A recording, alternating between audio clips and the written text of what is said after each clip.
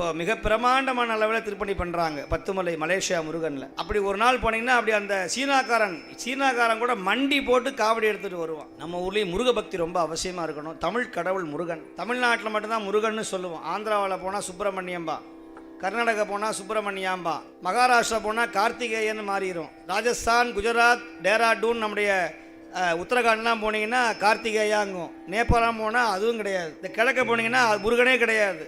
பீகாரில் முருகனே கிடையாது. ஒரிசாவில் முருகன் கிடையாது. மத்திய பிரதேசத்தில் முருகன் கிடையாது. ஜார்க்கண்டில் முருகன் கிடையாது.